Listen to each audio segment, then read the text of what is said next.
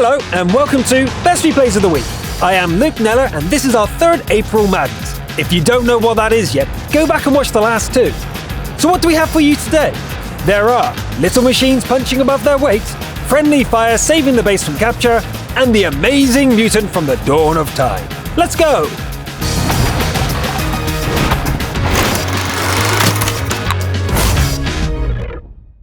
We'll start with a very special Steel Wool game featuring the mutant child of an M6 and a T-29.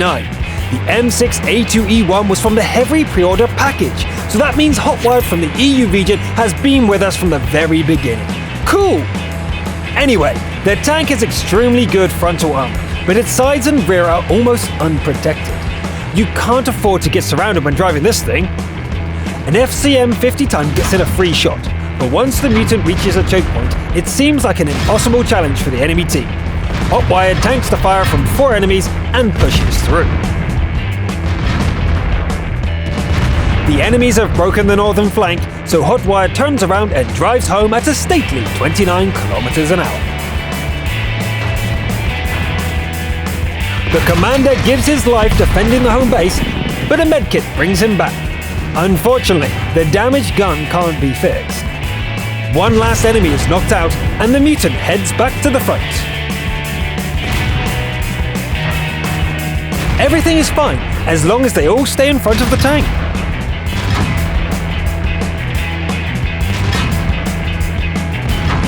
Hotwire deals with the first bash just in time, turns around and destroys the other 3 as well.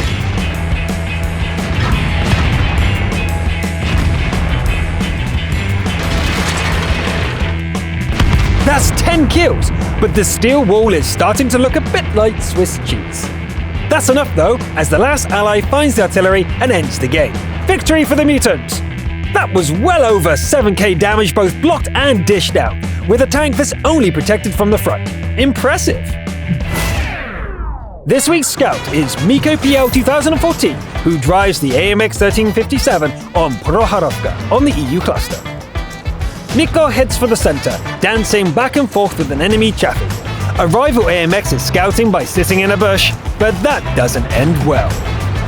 Spotting enemies is good, but Miko doesn't want to waste opportunities to use the autoloader either. The chaffee pounces during a magazine change. It has time to land 2 hits, but the attack still seems a little suicidal. The home team has the advantage now, and Miko charges into close combat. The remaining enemies get lit up, and the game ends quickly. Victory! Nice mobile scouting there. Only 2 allies lost, and the numbers show who made the victory so easy for the team. A Confederate deals damage and supports the team.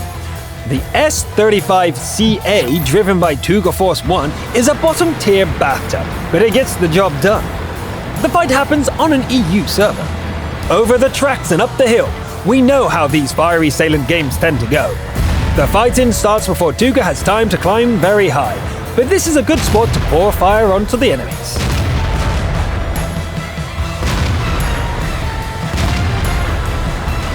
The hilltop is crawling with enemies, so Tuga turns around and fights them instead. The bathtub is amazingly effective, and with a little backup, the enemies are swept from the hill.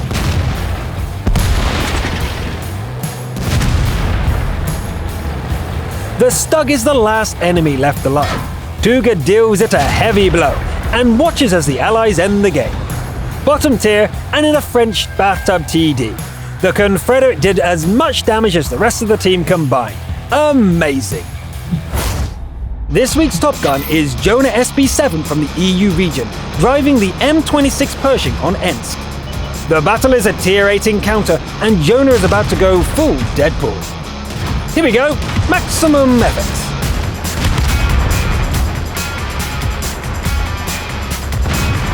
Trying to hit me, big boy. The derp-armed KV looks dangerous, but Jonah deals with it perfectly and picks off an easy 8 for dessert. The VK, the T-3485, and a Jagdpanzer 4 fall like wheat before the sight. And even a WZ-111 seems helpless. Is the 30 going to be a challenge? No, apparently not. That just leaves the Tiga, which is picked off as the 10th kill. Top tier and in a good tank, but 10 kills in 4 minutes with almost no damage taken is still very impressive. Hidden Iron Death is a traditional sniper who doesn't believe in automatic guns or body armor. The 128mm boomstick of the Waffenträger Aufpanzer IV is all that is needed. The battle is fought over Erlenberg in the EU region. Enemies get spotted right away, and Iron Death starts sending metal down range. The first kill shows the sniper's confidence. Death moves a little when spotted, but doesn't abandon the firing position. The second kill is picked off at 400 meters. Enemies are pushing into the nearby base, but the sniper isn't going anywhere. The Waffenträger dodges incoming shells and fires back with deadly accuracy. The team is now in the lead, and it's time to press the advantage. The Foch dies unaware of the threat. A premium pattern duels the sniper, but that doesn't last very long. The next target is close and looking the other way. Death puts in a shell at point-blank range and lets a teammate finish the job. The last enemies are making a stand together. The Borsig dies quickly, but Olurvi is harder to put down. Death should dodge this shot, but that could mean losing the 7th kill. The sniper burns, but the lion must die as well. The double kill is a great end for the match. A dramatic ending to an impressive game. 10k damage, 7 kills, and a rare achievement in the end. Well done. We have quite a few replays this time. Let's do the defender next. Despite the name, Mr. Friendly Fire from the EU region focuses on the enemies at Live Oaks. Most Tier 5 tanks struggle badly in the Tier 8 battle, but the ELC is a bit of a special case. On a good day, it thrives in these games, and that is definitely the case today. Friendly Fire assassinates 2 artillery pieces and roams the map like a sniper, thinning the enemy's numbers. Nothing is safe from the little tank with a big gun. The Allies aren't doing so well, however, and before long the ELC is left alone facing 3 opponents. The IS-6 needs to die first. Friendly Fire avoids shots from the other 2 and kills the premium heavy in an ambush. The IS-3 has gone for the cap. This is a defender replay after all, and Mr. Friendly Fire heads home to deal with the situation. But how do you kill an IS-3 in good repair with an ELC? You certainly can't risk taking a hit. An HE round resets the cap but doesn't do any damage. The ELC gets spotted and it looks like the SPG is heading into the cap zone as well. An APCR round to the face does nothing? The second one works, but the RT must be ready to fire as well by now. Another bounce, another reset, and then a risky attack on the SPG. The IS abandons the cap and charges in to do battle. A turning fight isn't going to work, so the ELC makes an attack and runs for cover. It almost works. Friendly Fire lives a charmed life and the shot hits a track. The ELC puts another hole in the IS and backs away. If the Soviet Heavy had any gun depression, this would have ended badly. All that remains is putting the last shell into the RT. Easy! A good defender fight in the end, and a solid game overall. This week's crucial contribution comes from the Asian region. The battle is fought over Ruinberg, and Fatal Error sits on top tier with an SU-122-44.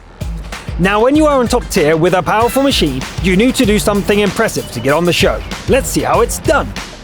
The game starts slowly for Fatal Error, and getting the first 3 kills takes a while.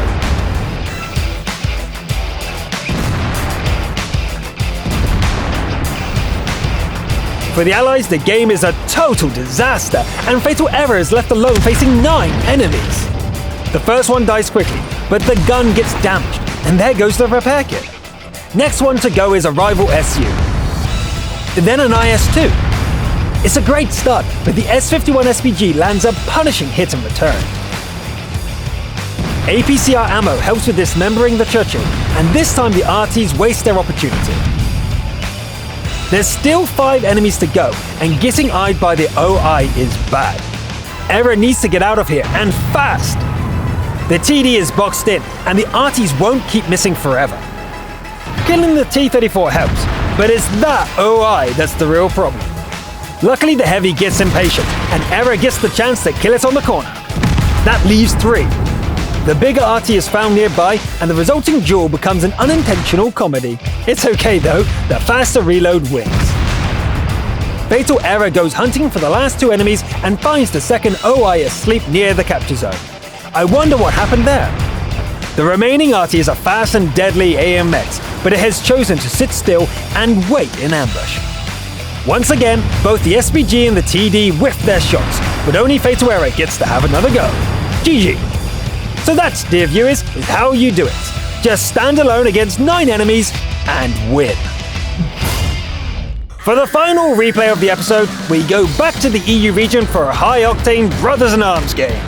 Heichmann drives an AMX 1390, while Mochi Tanks prefers the T49. Both are fast, powerful machines, and are in their element in a Tier 8 battle. The tanks head for the center, and Mochi starts the fight by putting a huge dent in an enemy scout. Heichmann fights off at T-34-3, and the platoon takes control of the Abbey. Heichmann takes on a Moots, while Mushti keeps control of the Hydra, taking shots of opportunity. A charioteer chases Mochi away from the Abbey. But Heichmann joins the fight and makes it regret that decision. Assisting the takedown of an Indian Panzer is a nice bonus. This shot at 62 km an hour is nothing short of black magic. The scouts race to the eastern road and demolish a Type 59 together. Heichmann engages a Super Pershing at long range, while Mochi starts working on a premium Jagdtiger. The last allies died a while back now, and there are still 5 Tier 8 enemies left. The 2 scouts relocate to the west and cooperate to finally bring down the Super Pershing. A Jagdpanther 2 challenges the duo, but there's no point in fighting it on its own terms. The way out is blocked by a Bossich, but a lucky snapshot takes care of it. The Jagdpanther from before is found guarding the enemy cap circle, and once again, Mochi derps it to death on the move. How do these shots keep hitting? That just leaves 1. Mochi goes looking for the arty and leaves Heichmann doing donuts in the capture circle. The arty tries a reset shot in the end, but it doesn't connect. Victory by capture for the platoon. 9 kills between the 2 of them, and a very entertaining game. Thanks for sending it in, and congratulations!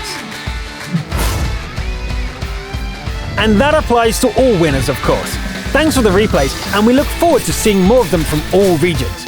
I'm Luke Nella, and I'll see you next time. Bye!